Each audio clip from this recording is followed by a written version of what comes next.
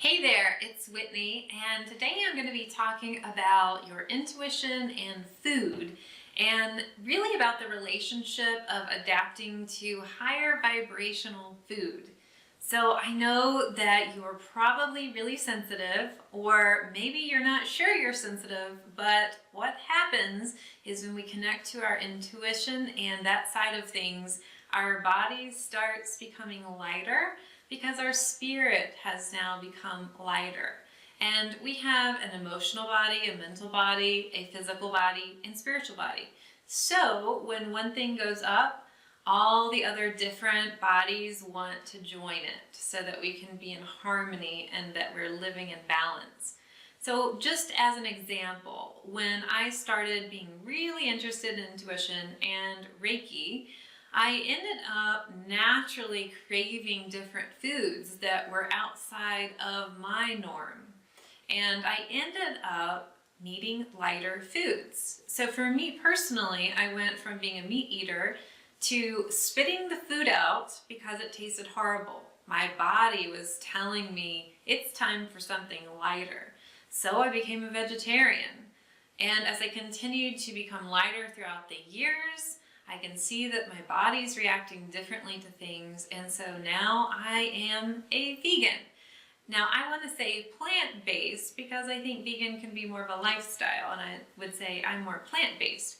Now everyone's journey is completely different. You do not have to be a vegetarian or a vegan, but when you are intuitive and sensitive, sometimes it's really nice to support that. You can start really, really simply. One of the things that you can do is look at what you're eating and maybe what you could replace it with that would be a healthier alternative that has a lighter vibration. So I'm going to show you an example for the holidays. Instead of eggnog, I now have, it's like an almond milk nog. So it's something that is lighter. You can look at how to replace cheese, for instance. There's a lot of coconut cheeses out there, things like that. That's usually the first step when we start realizing we need something different because we are too inconvenienced to want to create a completely different routine. So we want to make our same recipes with replacements. So those can be easily done. Also, you might want to check out organic and non-GMO, and also preservative-free things as kind of the next step, or it can be combined with the first one.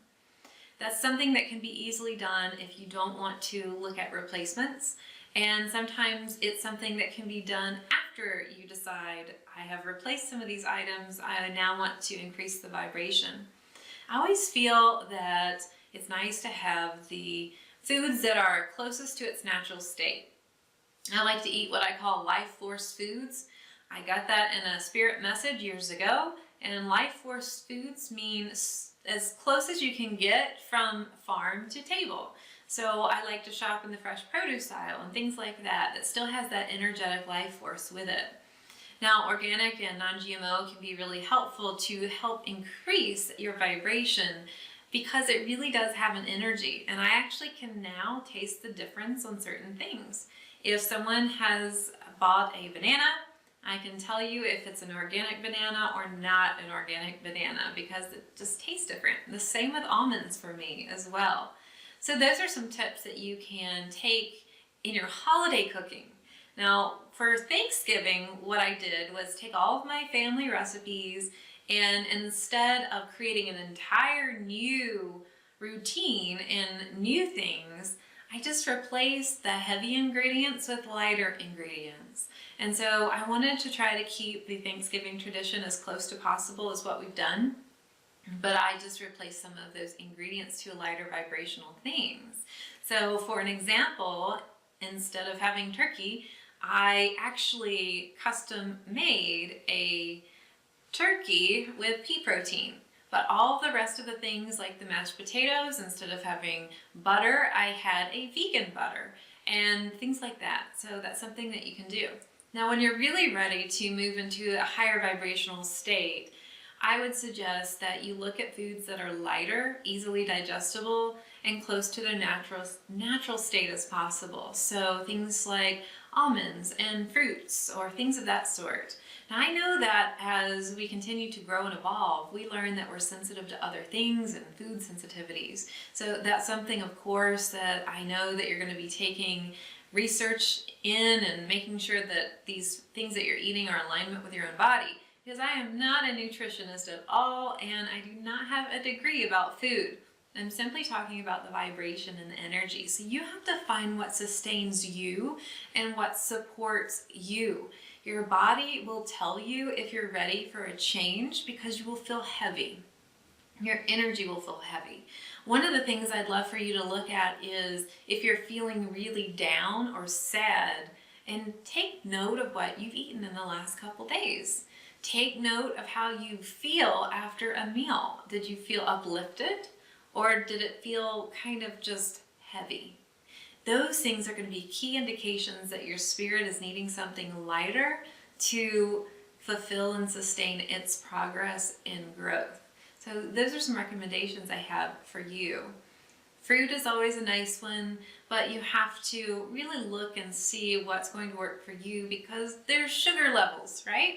So I can't really give you a plan. I can't tell you exactly what to eat because they're all different. We need all different things.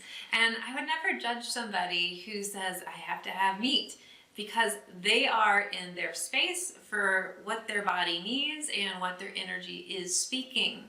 But when you get those nudges and those hunches, maybe in your mind something's telling you, I know I need to give this up. Maybe it's sugar, maybe it's bread, maybe it's something that you just feel like is not working for you. But when you start saying to yourself, I know I need to give this up, then I want you to dig deeper. Why do you want to give it up? What's going on? Pay attention to how your body feels when you eat this thing.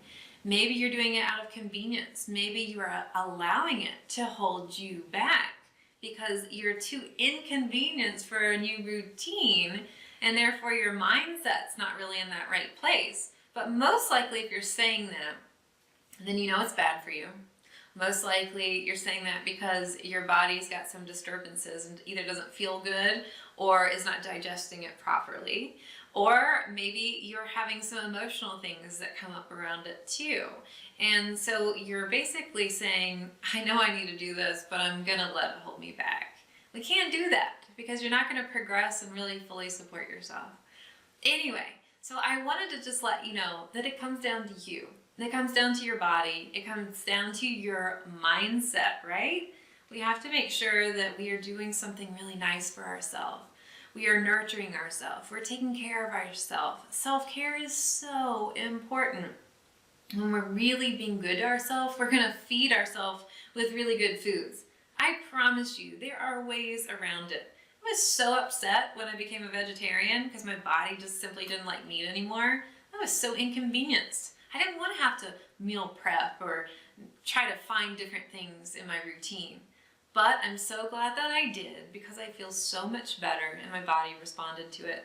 I feel energized. I have more of a feeling of a purpose, and I wake up in the morning not so sluggish. Okay? All right, so that's what I wanted to talk to you about food and energy and adapting to higher vibrational foods. And I hope you're doing well. Hope to connect soon.